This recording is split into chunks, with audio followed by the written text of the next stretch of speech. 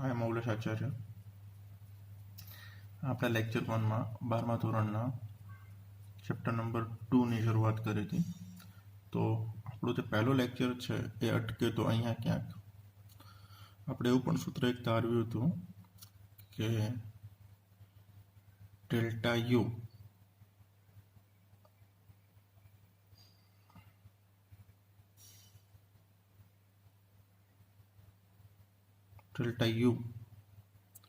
બરાબર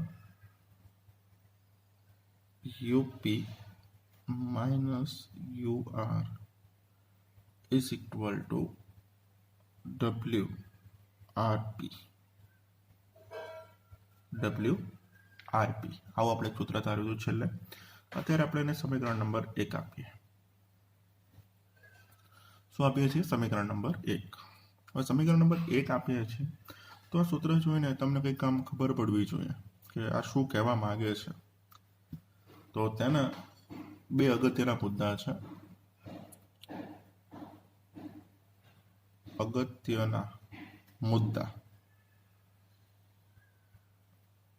પહેલો અગત્યનો મુદ્દો એવો છે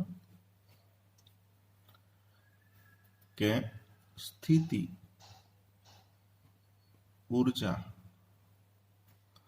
બિંદુ P પાસે છે તેનું મૂલ્ય UP અને સ્થિતિ ઊર્જા બિંદુ R પાસે છે તેનું મૂલ્ય UR છે। પરંતુ અહીં સ્થિતિ ઊર્જાના કોઈ બિંદુ પાસેનું મહત્વ નથી, પરંતુ તેના તફાવતનું જ મહત્વ છે। એટલે કે ધારો કે આપણે અહીંયા બિંદુ R હતું, અહીંયા બિંદુ P હતું, તો અહીંયાની સ્થિતિ ઊર્જા UR છે, અહીંયાની સ્થિતિ ઊર્જા છે UP। તો અહીંયા સ્થિતિ ઊર્જા UR કેટલી છે, અહીંયા સ્થિતિ ઊર્જા UP કેટલી છે, એની કોઈ સાથે કોઈ લેવા દેવા નથી, પરંતુ બંને વચ્ચેનો ડિફરન્સ કેટલો છે અથવા બંને વચ્ચેનો તફાવત કેટલો છે એની સાથે આપણે લેવા દેવા છે। બરાબર છે? તો એ જે તફાવત છે એના કાર્ય જેટલું હોવું જોઈએ। બીજી વસ્તુ એ છે કે Q કુલમ વિદ્યુત ભારને બિંદુ R થી P સુધી લઈ જવા માટે તમે કોઈ પણ માર્ગ નક્કી કરી શકો છો। કોઈ પણ માર્ગ નક્કી કરી શકાય તમારાથી। બરાબર છે? તો કારણ કે આપણે અહીંયા જે કાર્યની વાત કરીએ છીએ, કાર્ય માત્ર ને માત્ર સ્થાનાંતર ઉપર આધાર રાખે છે, માત્ર સ્થાનાંતર ઉપર। હવે એને તમે કયા માર્ગે લઈ જાઓ, તમે અહીંથી આમ સીધું લાવો છો, તમે અહીંથી આમ લઈ જાઓ છો, તમે અહીંથી આમ થઈને આમ લઈ જાઓ છો, અહીંથી આમ થઈને આમ લઈ જાઓ છો, એની સાથે કોઈ લેવા દેવા નથી। ગમે તે માર્ગે તમે લઈ જઈ શકો છો, પણ એ માત્ર ને માત્ર આધાર તેના પ્રારંભિક બિંદુ એટલે કે બિંદુ R અને તેના અંતિમ બિંદુ એટલે કે બિંદુ P પર જ આધાર રાખશે। તમે કોઈ પણ માર્ગ તમે લઈ જઈ શકો છો। આ એક મહત્વનો મુદ્દો છે। બરાબર છે? ગયા જૂના સિલેબસમાં આની એક સાબિતી પણ આપવામાં આવી હતી, પણ અત્યારે આપવામાં આવી નથી, એટલે આપણે એ કરવાની કોઈ જરૂર નથી। બીજો અગત્યનો મુદ્દો એવો છે, અહીંયા મહત્વ માત્ર ને માત્ર તફાવતનું જ છે। ધારો કે ક્યારેક એવું થાય કે ગણતરીમાં કોઈ અચળાંક પણ એડ થાય, તો ઘણીવાર એવું બને, તો એવું આપણે થઈ શકે કે ધારો કે સમીકરણ નંબર 1 છે, તો સમીકરણ નંબરને 1 મુજબ સમીકરણ 1 ને નીચે મુજબ લખતા સમીકરણ નંબર 1 છે અને હું લખું છું UP plus alpha minus UR plus alpha. તો આપણે એને છૂટું પાડીએ તો UP plus alpha minus UR minus alpha is equal two થશે યુપી માઇનસ યુઆર, કારણ કે આ તો ઉડી જશે. તો આના પર તમે કેવો નિષ્કર્ષ લઈ શકો કે તમારું જે સ્થિતિ ઉર્જા છે એમાં કદાચ કોઈ અચળાંક ઉમેરાય છે, કોઈ અચળાંક ઉમેરાય છે, કોઈ પણ એક અચળાંક ઉમેરાય છે. એ આલ્ફા એ અચળાંક છે, અહીં આલ્ફા એ અચળાંક છે. તો તમે કોઈ અચળાંક ઉમેરો છો તો તેની સ્થિતિ ઉર્જાના તફાવતમાં કોઈ જ ફરક નથી પડવાનો, કોઈ જ ફરક. એઝ ઇટ ઇઝ, જેમ હતું એમને એમ જ રહેશે. બરાબર છે. હવે થોડાક આપણે ડીપમાં જઈએ કે શું એકચ્યુઅલી થાય છે, શું એની વાત હું કરી દઉં તમને. હવે હું એવી વાત કરું છું જે આમ સારો પોઈન્ટ છે, આમ અગત્યનો પોઈન્ટ છે, એવો પોઈન્ટ છે. ધારો કે બિંદુ આર એ અનંત અંતરે છે. બિંદુ આર છે અનંત અંતરે છે, આપણે એવું ધારી લઈએ છીએ અનંત અંતરે. તો અનંત અંતરે સ્થિતિ ઉર્જા શું હોય? અનંત અંતરે સ્થિતિ ઉર્જા શૂન્ય મળે છે. શું મળે છે? શૂન્ય મળે છે, એકદમ શૂન્ય. આ બિંદુ પી, આ બિંદુ આર, આ છે અનંત અંતરે. ક્યાં છે? અનંત અંતરે છે. બિંદુ પી અને બિંદુ આર અનંત અંતરે છે. તો હવે આના માટે કાર્યની આપણે વાત કરીએ. સૂત્ર કેવું હતું? W R P is equal to UP minus U R. તો W infinitive to P is equal to UP minus U infinitive. આપણે કર્યું છે શું? આની જગ્યાએ આપણે અનંત અંતર વાપર્યું છે, બીજું કાંઈ જ કર્યું નથી. અનંત અંતરની સ્થિતિ ઉર્જા કેવી હશે? 0 હશે. તો તમે લખી શકો કે W infinitive to P is equal to UP minus 0. તો હું લખી શકું કે W infinitive to P is equal to normally UP. આને આપણે સમીકરણ નંબર 2 નામ આપીએ. સમીકરણ નંબર 2. બરાબર છે. તો આના ઉપરથી આપણે એવા નિષ્કર્ષ ઉપર આવી શકીએ. બરાબર છે. આના ઉપરથી આપણે એવા નિષ્કર્ષ ઉપર આવી શકીએ કે અનંત અંતરેથી ક્યુ કુલમ વિદ્યુત ભારને બિંદુ પી સુધી લાવવા માટે બાહ્ય બળ વડે વિદ્યુત ક્ષેત્રની વિરુદ્ધ દિશામાં કરેલ કાર્ય તેની સ્થિતિ ઉર્જા સ્વરૂપે સંગ્રહ પામે છે. તો હું એવું કહી શકું, જો તમે આપણું આ બિંદુ ક્યાં હતું? અનંત. બિંદુ પી પાસે આપણે ક્યુ કુલમ વિદ્યુત ભાર લાવવાનો છે, તો આ વિદ્યુત ભાર છે ક્યુ કુલમ વિદ્યુત ભાર છે. હવે એને આપણે ક્યાં લાવવાનું છે? બિંદુ આર પાસે. અહીંયા આપણે શરૂઆતમાં વાત કરી હતી તો અહીંયા પ્લસ ક્યુ વિદ્યુત ભાર તો હતો જ તે. પ્લસ ક્યુ વિદ્યુત ભાર તો વિદ્યુત ક્ષેત્ર શું આ દિશામાં તો હતું જ. હવે આ વિદ્યુત ક્ષેત્ર આ દિશામાં છે, તો અહીંથી આ દિશામાં વિદ્યુત ક્ષેત્રની વિરુદ્ધ દિશામાં આપણે લાવવાનું છે. તો તમે અનંત અંતરેથી બિંદુ પી પાસે તમે લાવો છો ક્યુ કુલમ વિદ્યુત ભારને, તો એના માટે તમે જે કાર્ય કરો છો એ કાર્યની જે વેલ્યુ છે અથવા એની મૂલ્ય છે એ બિંદુ પી પાસે તેના સ્થિતિ ઉર્જા સ્વરૂપે શું થશે? સંગ્રહ પામશે. આ ખાસ યાદ રાખજો મિત્રો. બરાબર છે.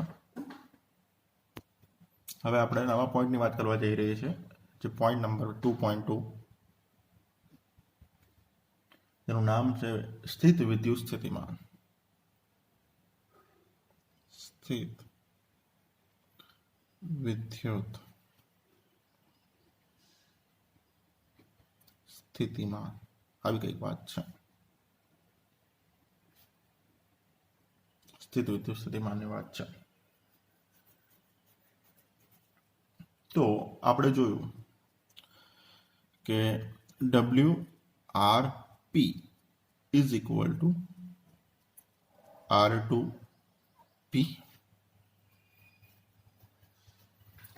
માઇનસ QE ડોટ DR આવું આપણે જોયું છે. બરાબર છે. ઓકે, હવે હું કહી શકું તમને કે અહીં કાર્ય છે, એ વિદ્યુત ભારના સમપ્રમાણમાં છે. કેવા પ્રમાણમાં છે? સમપ્રમાણમાં છે. હવે ધારો કે આ સૂત્રમાં થોડાક આપણે આગળ વધીએ તો WRP છે, WRP ઇઝ ઇક્વલ ટુ આપણે લખતા હતા UP minus UR is equal two minus સંકલન R થી P E ડોટ DR. એનો મતલબ શું થયો કે આપણે છે આ સૂત્રને છે Q વડે ભાગી નાખ્યો. આ બાજુને ડાબી બાજુને આપણે Q વડે ભાગી નાખ્યો એટલે Q હતો અહીંયા નીચે લઈ આવ્યો. શું લઈ આવ્યો? નીચે લઈ આવ્યો. તો મારી પાસે સ્થિતિ વિદ્યુતનો તફાવત હતો એને વિદ્યુત ભાર વડે મેં ભાગી નાખ્યો. બરાબર છે. સ્થિતિ વિદ્યુતનો તફાવતને મેં વિદ્યુત ભાર વડે ભાગી નાખ્યું છે. બરાબર છે. હવે ધારો કે આ જે વિદ્યુત ભાર છે એની કિંમત હું 1 કુલમ લઈ લઉં છું.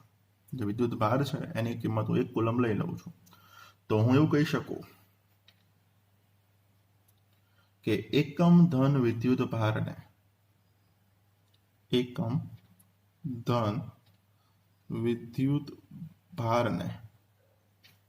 R થી P બિંદુ એ લઈ જવા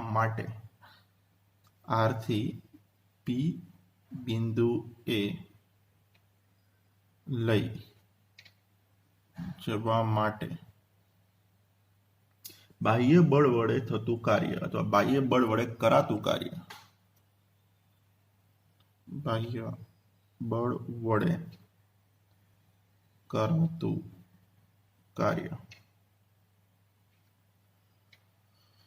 UP માઇનસ UR વિદ્યુત ભારની કિંમત તો એક જ છે, તો ઇઝ ઇક્વલ તમે લખી શકો છો VP માઇનસ VR. શું લખી શકાય છે? VP માઇનસ VR જેટલું મળે છે. ક્યુની કિંમત આપણે 1 કુલમ રાખી દઈએ. બરાબર છે. ક્યુ બરાબર 1 કુલમ લખી નાખીએ. ચલો ને ક્યુ છે ઇઝ ઇક્વલ ટુ આપણે 1 કુલમ રાખી દઈએ. બરાબર છે.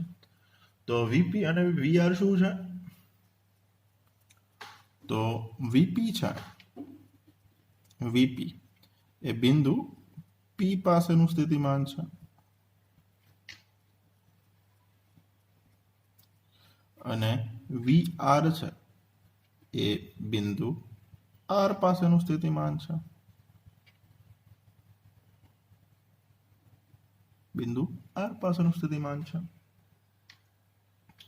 અહીં પણ ઉપર આપણે સૂત્ર જોયું હતું ને, એક બહુ જોરદાર સૂત્ર હતું આ રહ્યું. તો ત્યાં પણ કોનું મહત્વ છે?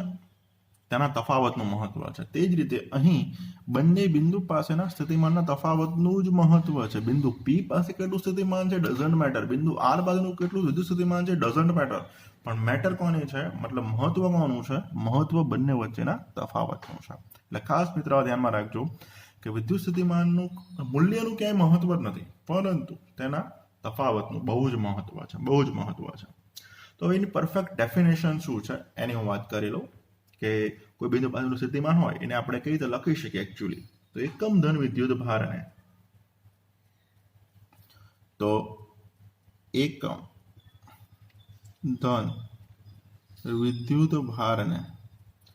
અનંત અંતરેથી આપેલ બિંદુએ પ્રવેગ રહિત ગતિ કરાવીને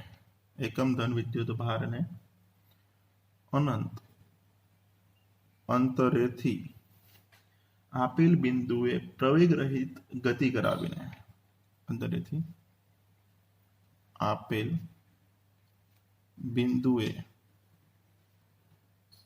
પ્રવેગ રહિત ગતિ કરાવીને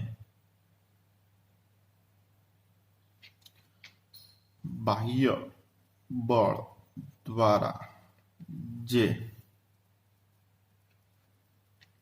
અથવા બાહ્ય બળ દ્વારા કરવું પડતું કાર્ય તે બિંદુ પાસેનું સ્થિત વિદ્યુત સ્થિતિમાન છે. એકમ ધન વિદ્યુત ભારને અનંત અંતરેથી આપેલ બિંદુએ પ્રવેગ રહિત ગતિ કરાવીને બાહ્ય બળ દ્વારા કરવું પડતું કાર્ય તે બિંદુ પાસેનું શું છે? વિદ્યુત સ્થિતિમાન છે. વિદ્યુત સ્થિતિમાન છે. બરાબર છે. તો આપણે લખીએ, જો ઉપરવાળું છે ને, આપણે થોડું લખીએ સારી રીતે. કેવી રીતે લખી શકાય? જો મસ્ત લાગશે, આમ તો મને એવું લાગે છે, સારું લાગે એવું છે. ડબલ્યુ આર અંતર ઇન્ફિનિટી લઈ લો, બિંદુ પી, તો અહીંયા થઈ જશે યુપી માઇનસ યુ ઇન્ફિનિટી, એ તો 0 થઈ જવાનું છે, એટલે અહીંયા થશે યુપી. હવે યુપી બરાબર શું થશે આપણી પાસે? માઇનસ આર થી પી, બરાબર છે. ક્યુ ઈ, આપણે ક્યુ વિદ્યુતભાર તારો કે ત્યાં લઈએ છીએ, ક્યુ ઈ ડોટ ડીઆર. હવે આપણે એકમ કુલમ વિદ્યુતભાર લઈએ. ધારો કે Q is equal to +1 coulomb. So UP is equal to, UP upon Q is equal to VP. तो minus infinity to P E dot dr. હવે ધારો કે Q ની કિંમત આપણે 1 કુલમ લખવાની છે, તમે લખી શકો છો કે VP is equal to minus infinity to P E dot dr. Infinity to P E dot D R. તમે આ રીતે લખી શકો છો. બરાબર છે. હવે પછીનો ટોપિક છે બિંદુવત વિદ્યુત ભારને લીધે ઉદ્ભવતું વિદ્યુત સ્થિતિમાન.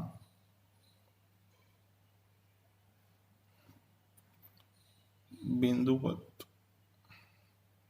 વિદ્યુત ભારને લીધે ઉદ્ભવતું વિદ્યુત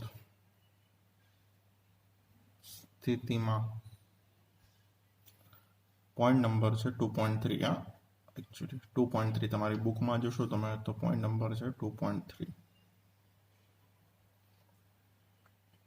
બિંદુવત વિદ્યુત ભારને લીધે ઉદ્ભવતું વિદ્યુત સ્થિતિમાન.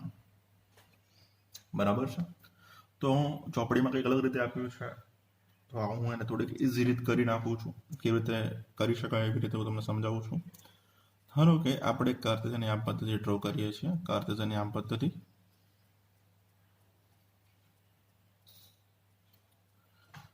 આપણી એક્સ અક્ષ થશે, આપણી વાય અક્ષ થશે. બરાબર છે.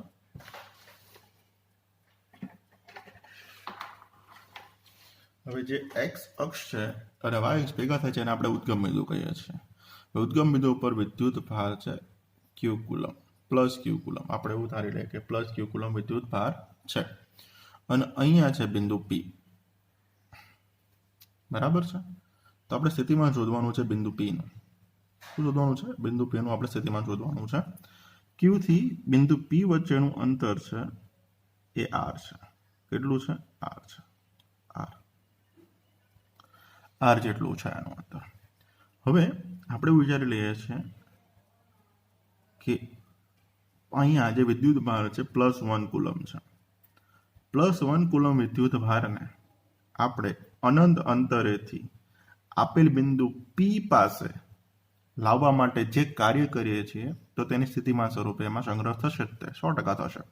તો આપણે એની અનુરૂપ વાત કરવાની છે. એટલે અનંત અંતરેથી એકમ કુલમ વિદ્યુત ભારને બિંદુ પી પાસે આપણે લાવવાનું છે. એના માટે આપણે જે કાર્ય કરવાનું છે એની વાત કરવાની છે. બરાબર છે. તો આપણે એને લાવવા માટે જે ગતિ કરાવવાની છે, ગતિ પણ પ્રવેગ રહિત કરાવવાની છે. અહીંયા અચળ વેગથી જ આપણે લાવવાનું, અચળ ઝડપથી જ લાવવાનું છે આપણે. એટલે તમારો પ્રવેગ 0 થઈ જશે અને બળ કોઈ લગાવવું પડશે નહીં. પ્રવેગ રહિત ગતિ આપણે કરાવવાની છે. બરાબર છે. તો ધારો કે ઉદ્ગમ બિંદુએ એક વિદ્યુત ભાર Q નો વિચાર કરીએ અને એ વિદ્યુતભાર ધન જ રાખીએ આપણે. ધારો કે ઉદ્ગમ બિંદુ પરનો વિદ્યુત ભાર પ્લસ ક્યુ કુલમ છે અને તેનાથી આર અંતરે એટલે કે બિંદુ પી પાસે વિદ્યુત સ્થિતિમાન શોધવું છે. એટલે કે બિંદુ બી પાસેનું સ્થિતિમાન કેટલું હશે આપણે એની વાત કરવાની છે. તો આપણું તો ફંડા સેમ જ છે ડેફિનેશન અનુસાર.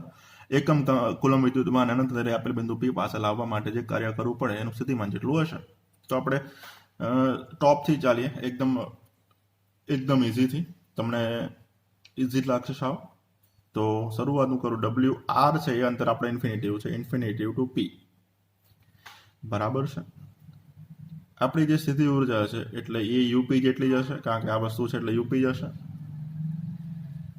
હવે માઇનસ આવશે, ઇન્ફિનિટિવ અંતર છે, બિંદુ પી પાસે આપણે લાવવાનું છે. એના માટે જે કાર્ય કરવું પડશે ક્યુ ઈ ડોટ ડીઆર, ક્યુ ઈ ડોટ ડીઆર, બરાબર છે. હવે હું વિદ્યુત ભારને ભાગી નાખું છું યુપી ભાગ્યા ક્યુ, is equal to Vp minus infinitive to P E dot dr, E dot dr, બરાબર છે. ઓકે, હવે અહીંયા થશે E dot dr થઈ ગયું છે.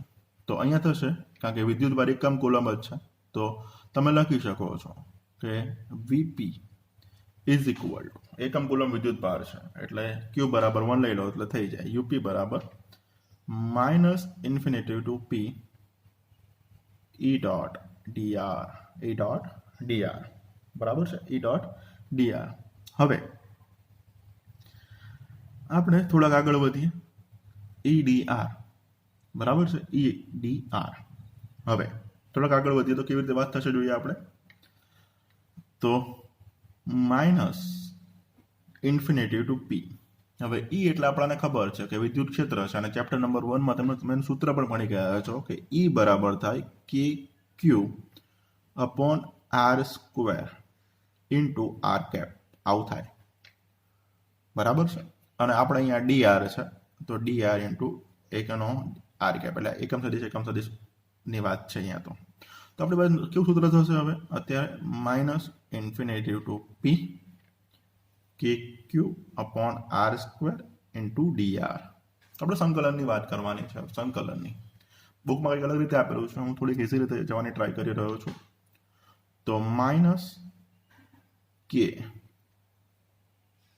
ક્યુ બંને અચળ છે એટલે 12 આવી જશે, infinitive to P 1 upon R square DR, બરાબર છે, 1 અપોન આર સ્ક્વેર ડીઆર. તો ઇઝ ઇક્વલ ટુ માઇનસ કે ક્યુ. સંકલન 1 અપોન આર નું થાય તમને ખબર હશે, ગણિતવાળા લોકોને ખબર હશે, બાયોલોજી વાળા નહીં ખબર હોય બચારાઓને. મારે તો માઇનસ 1 અપોન આર થશે, અને ઉપરની લિમિટ પી છે, નીચેની લિમિટ ઇન્ફિનિટિવ છે, માઇનસ માઇનસ પ્લસ થઈ જશે. હવે આપણે એ જોવાનું છે કે બિંદુ પી છે એ આર અંતરે જ છે, તો લિમિટ ચેન્જ કરી નાખવાની છે. લિમિટ ચેન્જ કરશો એટલે તમારી પાસે આવશે કે Q 1 upon R, upper limit R જ છે, એ સિમ્બોલમાં કોઈ ફરક નથી પડતો, 0. સો કે ક્યુ, તો અપર લિમિટ મૂકશું એટલે મેં સિમ્બોલ માઇનસ 1 અપોન ઇન્ફિનિટિવ, એટલે 1 અપોન 0 થઈ જશે, એટલે જવાબ આવશે કે ક્યુ અપોન આર. તો તમે લખી શકો છો કે વીપી ઇઝ ઇક્વલ ટુ કે ક્યુ અપોન આર. તો તમે જોઈ શકો છો અહીંયા, તો આ છે બિંદુવત વિદ્યુત ભારનું વિદ્યુત સ્થિતિમાનનું સૂત્ર છે. તો કે બરાબર તમને ખબર જ છે કે વીપી બરાબર 1 upon 4 pi epsilon naught Q upon R. So Vp proportional to 1 upon R. VP proportional to 1/r. So R વધશે તો વીપી ઓબ્વિયસલી શું થશે? ઘટશે. આર વધશે તો વીપી શું થશે? ઘટશે. બરાબર છે. હવે આર વધે છે, વીપી ઘટે છે, એ રીતે એ આગળ વધશે. બરાબર છે. ધારો કે કોઈ વિદ્યુત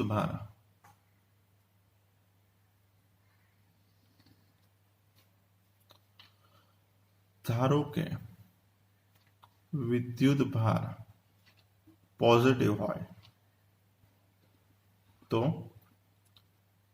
સ્થિતિમાન પોઝિટિવ મળશે, અને જો નેગેટિવ હોય તો વિદ્યુત સ્થિતિમાન નેગેટિવ મળશે. બરાબર છે. એક એનો મહત્વનો પોઈન્ટ એ છે કે તે બહુ જ ઇમ્પોર્ટન્ટ છે, કદાચ પૂછાય પણ છે ઘણી બધી વાર પરીક્ષામાં, એનું પારિમાણિક સૂત્ર. પારિમાણિક સૂત્ર કદાચ તમે આગળ ગ્રાઉન્ડમાં તો ચેપ્ટર નંબર 2 માં કેટલા બધા કરી નાખ્યા હશે, 15, 20, 50, 100, 200 કરી નાખ્યા હશે. બરાબર છે. કે જે લોકો નીટની કેવી તૈયારી કરતા હોય તો કર્યા જ હોય, હદ વગર ના કર્યા હોય. તો વિદ્યુત સ્થિતિમાન છે એનું ડાયરેક્ટ ફંડા છે. વિદ્યુત સ્થિતિમાન બરાબર કાર્ય ભાગ્યા વિદ્યુત ભાર. બરાબર છે. કાર્ય ભાગ્યા વિદ્યુત ભાર. કાર્યનું શું છે? યાદ છે? એકમ જૂલ. વિદ્યુત ભાર છે એટલે Q = IT સૂત્ર તમે ચેપ્ટર નંબર 3 માં ભણ્યા છો, 10મા ધોરણમાં. Q = IT. તો I એટલે પ્રવાહ એટલે એમ્પિયર, અને T એટલે સમય એટલે એમ્પિયર ઇન્ટુ સેકન્ડ. બરાબર છે. આ V છે તો આનો એકમ વોલ્ટ પણ થાય. વોલ્ટ પણ વિદ્યુત સ્થિતિમાનનો એકમ વોલ્ટ પણ થાય છે. બોલો લો.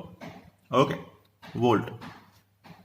હવે જૂલ છે એનું પરિમાણ સૂત્ર તમને યાદ હશે, m1L2T-2.